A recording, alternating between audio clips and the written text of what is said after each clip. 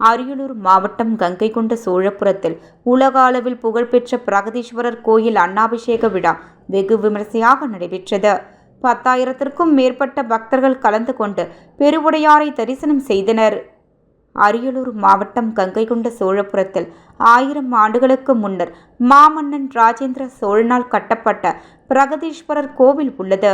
கங்கை வரை படையெடுத்து வெற்றி பெற்றதன் அடையாளமாக கங்கைகொண்ட சோழபுரம் எனும் மாநகரை உருவாக்கிய மாமன்னன் ராஜேந்திர சோழன் தலைநகரமாக கொண்டு ஆட்சி செய்த இடத்தில் பிரகதீஸ்வரர் கோவிலை ராஜேந்திர சோழன் கட்டினார். யுனெஸ்கோவின் உலக மரபு சின்னமாக அறிவிக்கப்பட்டு கட்டிடக்கலைக்கு சான்றாக விளங்கும் இக்கோவில் தற்போது உலக பிரதான சின்னங்களில் ஒன்றாக திகழ்கிறது. வரலாற்று சிறப்புமிக்க கங்கைகொண்ட சோழபுரம் பிரகதீஸ்வரர் கோவிலில் ஒவ்வொரு ஆண்டும் ஐப்பசி மாத பௌர்ணமி தினத்தன்று அன்னாபிஷேக விழா வெகு விமரிசையாக நடைபெறும். அதன்படி கங்கைகொண்ட சோழபுரத்தில் 41வது அன்னாபிஷேக விழாவானது கடந்த 3ஆம் தேதி கனக விநாயகருக்கு சிறப்பு அபிஷேகத்துடன் தொடங்கியது. அதனைத் தொடர்ந்து பிரகதீஸ்வரர் மற்றும் அம்பாளுக்கு நேற்று மகா அபிஷேகம் நடைபெற்றது. இன்று காலை அன்னாபிஷேக விழா சிறப்பு பூஜைகளுடன் தொடங்கியது.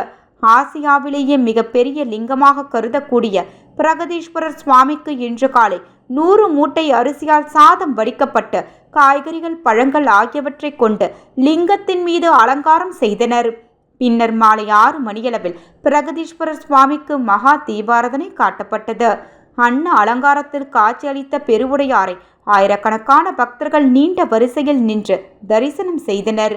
லிங்கத்தின் மீது சாத்தப்படும் ஒவ்வொரு அரிசியும் ஒவ்வொரு லிங்கமாக கருதப்படுவதால் அன்னாபிஷேகத்தை தரிசனம் செய்பவர்கள் ஒரே நேரத்தில் கோடிக்கணக்கான லிங்கத்தை தரிசனம் செய்த பாக்கியம் கிடைக்கும். இந்த அன்னாபிஷேக தரிசனத்தால் நோய் நொடிகள் நீங்கி கோடி புண்ணியம் பெறுவார்கள். விழாவை முன்னிட்டு தமிழகம் முழுவதும் பல்வேறு மாவட்டங்களில் இருந்து சுமார் 10,000க்கும் மேற்பட்ட பக்தர்கள் கலந்து கொண்டு சுவாமி தரிசனம் செய்தனர்.